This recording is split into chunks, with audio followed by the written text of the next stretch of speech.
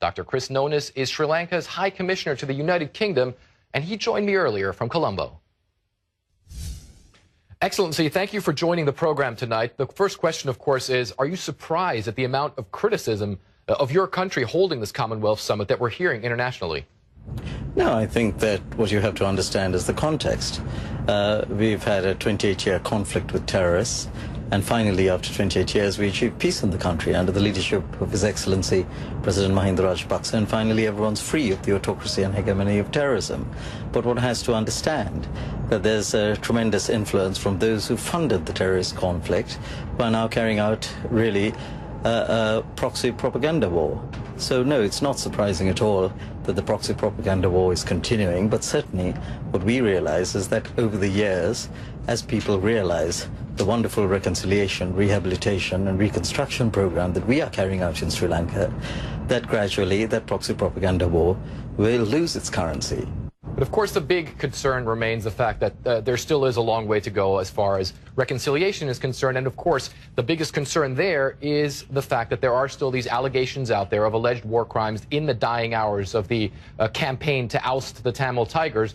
There's talk of indiscriminate shelling, of no fire zone. There's talk of executions. Why not address all of that? Why not put all of that to rest by starting an independent international investigation into everything?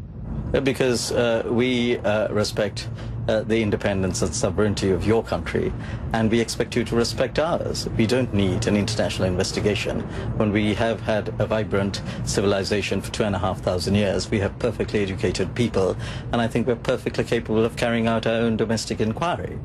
And that is precisely what we're doing. If you look at the Lessons Learned and Reconciliation Commission, it's a very holistic, very comprehensive, very impartial report. And actually, if you do come to Sri Lanka, you'll find that we've made enormous progress. I mean, let's look how we've been after the end of the conflict of May 2009. You know, the A9 was opened. We removed the emergency regulations.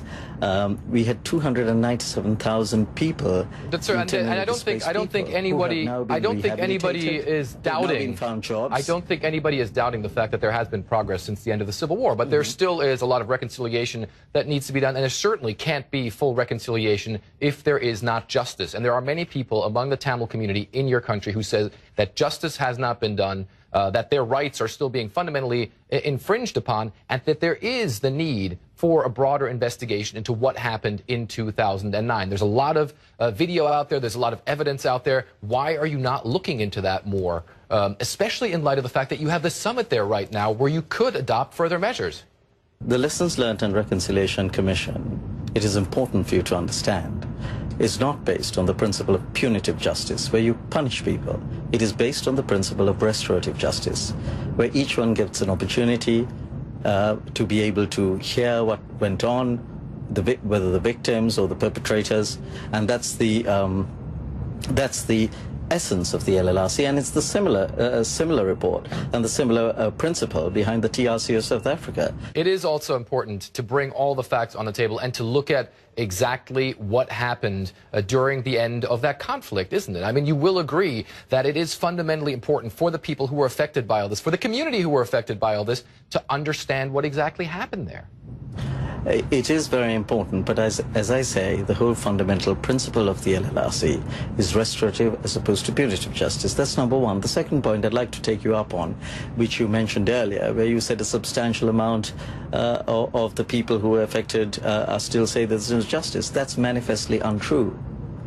It is important to realize that the majority of the opprobrium, the vitriolic diatribe that we have encountered over the last 4 years comes from a small group of people, but it happens to be the same group, the same institutions. And if you really look at who they are, they're either people behind them who funded terrorism, who made it funding of terrorism as a business. That business has now ended. So this issue, it is very important to understand that this very vitriolic diatribe that we sometimes hear is predominantly coming from a small segment of the diaspora communities and a small segment of people, funded institutions, who have their own collateral agendas. Well, sir, you say that the people who are criticizing you,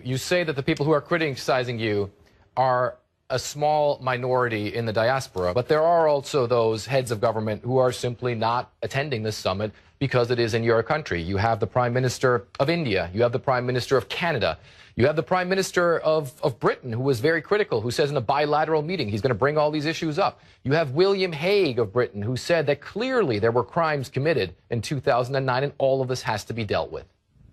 Well, the three countries you mention, curiously, what you have to look at is where is our diaspora largest, wealthiest, and strongest. And the three countries you mention happen to be in the top 5. There's your answer. Just look at it.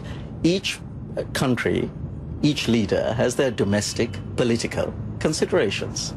We understand that. After all, they're politicians. We understand that each country has their domestic electoral compulsions. We're a vibrant democracy, and we cherish the principles of democracy and development, the twin pillars of the Commonwealth. If you're telling me that you cherish the principles of democracy, then I'm sure that you also cherish the principles of free speech, for is it? Why is it that journalists that are coming to your country are being heckled when they try to visit, for instance, the North? You have a team from the British broadcaster ITN who was prevented from going into the North on a train because of demonstrators that show up. Apparently demonstrators showing up everywhere where this crew goes. You have Sri Lankan journalists that are also running into issues. You're saying people need to visit the country and need to check out how great things really are. Why are they being held back? I don't think anyone's holding anyone back. The point you're trying to make is that people are protesting against other people. That is precisely what happens when different people go to your country. Even some of our leaders have been heckled time and time again. Why? The response we are given is the response you gave, is that you are a vibrant democracy. And that's the response, sir, I'm giving back to you. It is because we're a vibrant democracy, it is precisely because we believe in free speech, that we encourage divergent opinion. And I think you should respect that. Thank you very much for joining the program. Thank you. Thank you.